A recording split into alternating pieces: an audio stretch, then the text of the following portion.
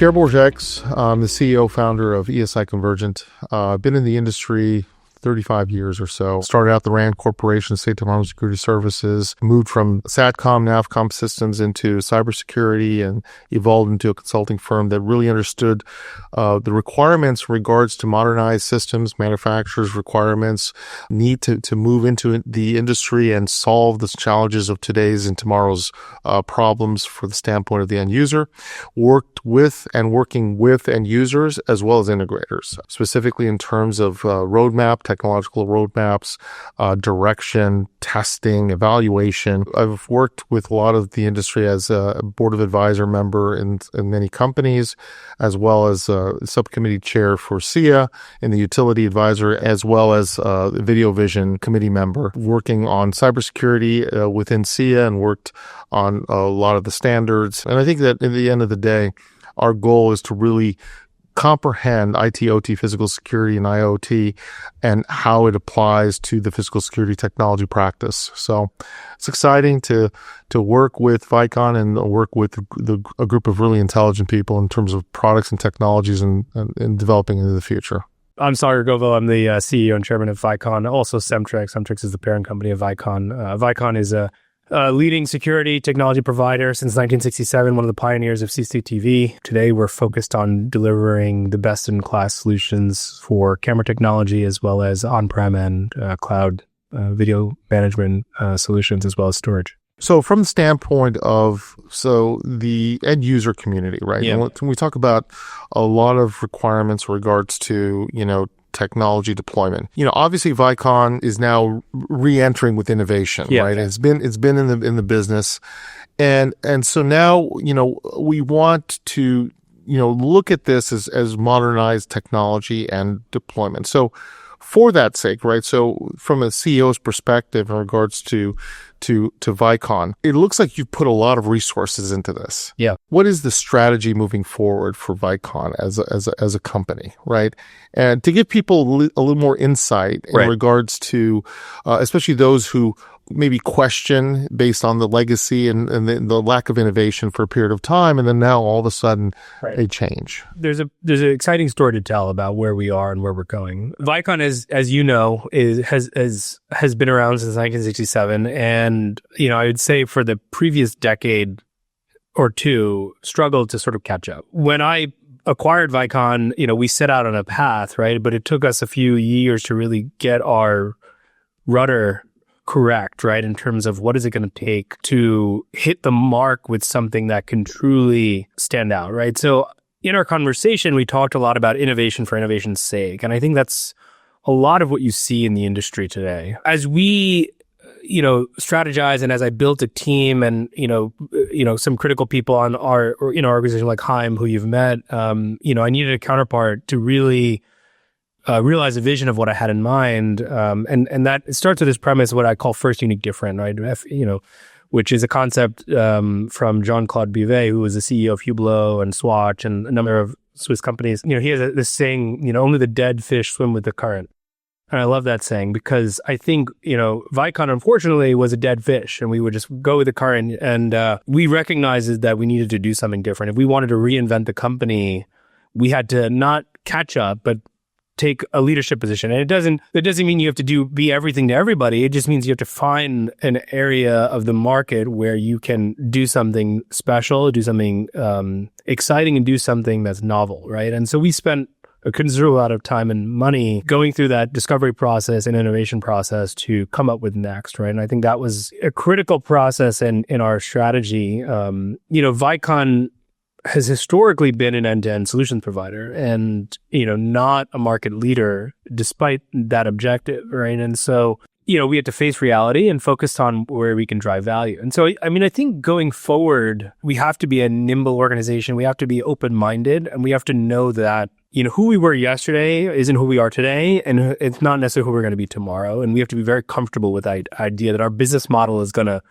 dramatically change, and we have to embrace that change and be comfortable with our identity changing, our customers maybe, and help our customers understand that evolution process from our perspective. I equate this a little bit to maybe a very public story, which is like Microsoft and when Satya Nadella took over, right? And he changed the philosophy of Microsoft to be, well, we're going to, we lost mobile, we're going to scrap mobile, and we're going to focus on the future, right? And I think it was a similar philosophy at Vicon where we said, okay, we didn't win this war. Let's focus on where the market's going and skate to where the puck is going to be, right? And I think the other aspect is like having products that truly innovate, but aren't necessarily dependent on the legacy that we've built, right? And so like, we have Valeris, we have Viconet, we have a core customer base. And so, old Vicon would have said, how do we add something on top of this, right? New Vicon is, let's skate into the open market. Where is the market going? Where can we add value? Where can we innovate? Where do we see value capture? And then we can figure out how to marry these two things over time. So that's really some of the key differentiation in terms of how we thought about the business over the last couple of years and what's changed internally, right? And then it was really just about corralling the whole organization in this direction. And it also required us to experiment on a lot of different things. Some of them weren't as successful. Some of them were springboards to help us kind of get to this point where we could actually come out with something that is truly unique in the market, really that sets ourselves apart from anybody, right? The success of the Vicon and strategy of Vicon going forward is to continue to do more of that and have a solution that creates a new, I don't want to say end-to-end solution in the traditional sense of VMS, camera, and servers, but end-to-end in maybe a new dimension, right? Which is, well, now we've created a platform and on the edge. So what does your edge end-to-end look like on the edge, right? And how do we help customers realize the dreams of what can be accomplished on the edge, right? And so to me, like that's the next immediate adjacency in terms of how we're thinking about the market, how I'm thinking about the market. And then that backs into, well, we also have objectives and we have security that we want, solutions that we want to deliver for our customers that exist in the cloud, that exist on-prem. And how do you leverage this platform in a way that maximizes on those fronts, right? And that doesn't have to be a Vicon-only solution. And I think philosophically, that's a pivot in terms of what we're doing. But I don't think we have to compromise our values in order to do that, right? So I'm happy if the best version of Next for the next 5 years exists on Genetec or Milestone. That would be fantastic. Because ultimately what I care about is delivering new kinds of value to our customers. And customers who've never really touched the Vicon brand in 20 years, right? And then it's working with those customers to figure out, well, how do we layer on another layer of value with a Genetec, Milestone plus Next, right? And where, and maybe that's through some other online tool that, we can capture and deliver value in conjunction with those players, right? So I think it's about recognizing that the market's here. I'm not going to change the massive investment that's already taken place, but we can start to win hearts and minds by continuing to be first, unique, different in these different pockets of the market and then start to weave a larger story beyond that. This is great. I mean, this gives me some insights and the public some insights to this. So the 3 to 5 year roadmap, your wish list, right? Yeah. Every CEO has a little box that they carry. It has a little wish list, right? It doesn't mean it's going to happen, but it's something that you would wish for. And it could be industry. It could be also your product, because I think that they both are critical at the end of the day for a CEO to make good decisions from a business perspective. So what do you have a wish list, first of all? Or maybe you do and maybe you don't want to tell me. So you mean like wish list in terms of capabilities, or like where parts of the market? Could be your business, it could be your business, could be capabilities, could be both. Yeah. Because there's things you've been, working on and you're developing and things that like Elon has a wish list that he has, right? He wants to get to Mars, right? There's things that could happen and may not happen, but it could be even the industry, the industry's requirements or things that they, we all want, maybe. Yeah. The way I think about that is, I think we have a why at Vicon, which is that we care deeply about protecting people. And I think that's intrinsic in terms of like what we do and what, like, I think you can have any job. I tell this to all our employees, like you can have any job you want. You can go make money. You could do really anything. And but there's something honorable about being in security where you're actually keeping people safe, keeping kids safe. And I take a lot of pride in that. I encourage my team to take a lot of pride in that. It's something we talk about. I think that sort of sets the backdrop for what we do. So, but in terms of what my wish is and where I want to take this company, I'd like to see us develop novel ways of preventing or predicting harmful behavior before it actually materializes, while respecting people's privacy. And I want us to deliver that. And I think we can. And I think there's tremendous opportunity in doing that well. In particular, like schools are a perfect example where, and we've talked to a lot of school customers about, they don't necessarily care just, many of them will care about armed persons and so forth, but they care about like loitering. Like you have just random people who will just like pop up on schools and like they don't know who's a threat, who's not. Should this person be here? Is it an old student? Is it a angry parent? Is it a disgruntled teacher? And sometimes there's bullying, there's kids getting into fights, there's all kinds of situations, right? And so I think we as Vicon and the security industry in general has an opportunity to deliver comprehensive, compelling solutions for that customer to solve some of these problems, right? Whether it's perimeter protection, whether it's making sure that no child is lost ever or picked up, abducted from a school campus ever, right? And so being able to say, okay, we recognize every car that's coming into the, or we know every face coming into, and this is somebody we don't recognize. So the system will say, okay, well, we want to raise our threat level to yellow for these 7 individuals, right? And or we counted, there's every day for the last month, there's been 9 students getting off this bus. Today there were 7. Were those 2 kids planned absences? Do we have that in the attendance system? Can you identify them? Were those parents notified? There's the layers to this can be truly profound, right? But it can all be done also with a system that is distinguishing fact from fiction, from not using that data to abuse it, right? So, even things like, should, if you see, students lingering after school or, just random people, vandalism, should this person be here at this time of day? The problem with security today is that a lot of these tools exist, but they're deployed so poorly, right? And so it's, well, how do you circle fence all of these things and give it to a school and say, it just works, right? And I mean, the analogy, like one of my favorite products are my AirPods.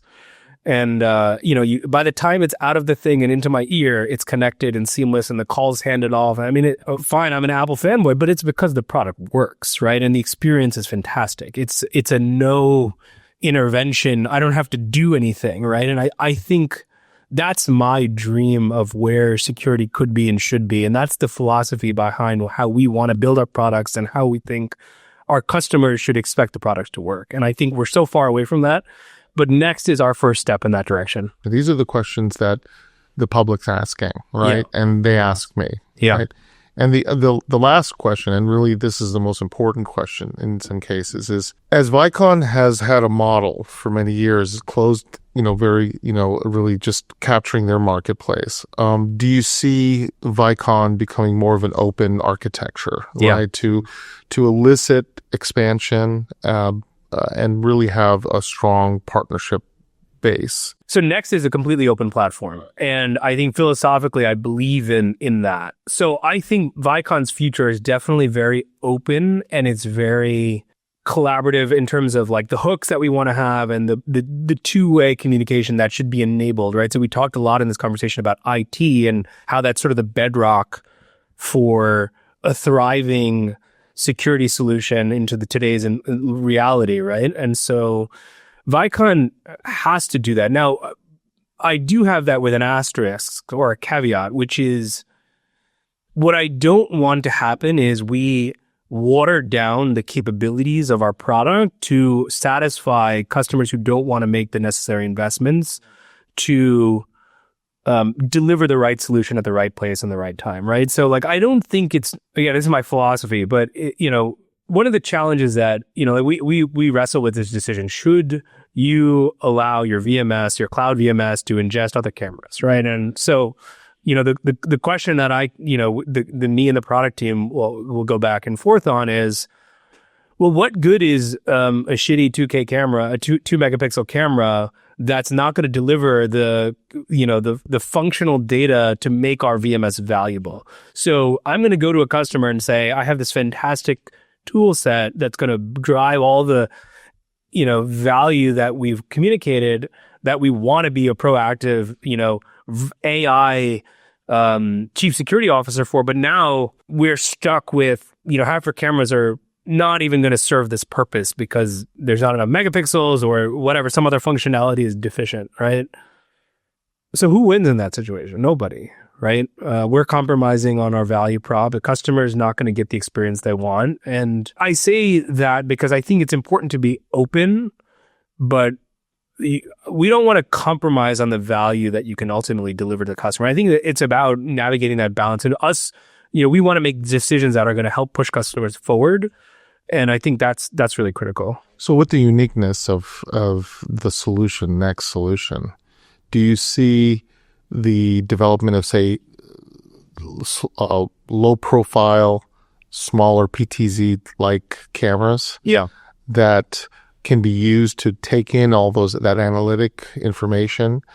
Because there's an ask for that. What I would say is, I don't know that I would comment on a specific form factor or something like that, right? But I think the way to think about it is, we're going to develop subsequent add-ons to the platform or to the ecosystem that are focused on what problem are we trying to solve, right? So if that's perimeter protection, or if that's asset tracking across the perimeter, or if that's illumination, or if that's, I don't know, infrared, thermal, whatever it might be, we're going to say, okay, well, this segment of the market or these verticals of the market are in dire need of expanding the capability to solve these set of challenges or this set of problems. And then we would basically focus our orientation on developing something like that. But I think a PTZ is absolutely, for long range, for tracking, you need certain capabilities for that. And so there is absolutely a broad use case for that. And so I think the business case for it is quite compelling, right? And so then the question is, well, how do we marry that into our ecosystem in a way that does something unique, how creates unique value for our customers, or does something that goes beyond just the traditional what exists on the market today, right? And I think we would spend the time and energy to really think deeply about that and come to the market with not just a me too, but something that says, hey, yeah, what about this, right? Yep.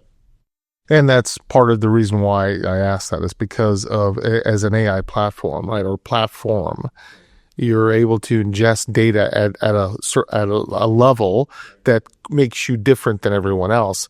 And the form factor, if it can be done at that level, everyone is looking for things like that.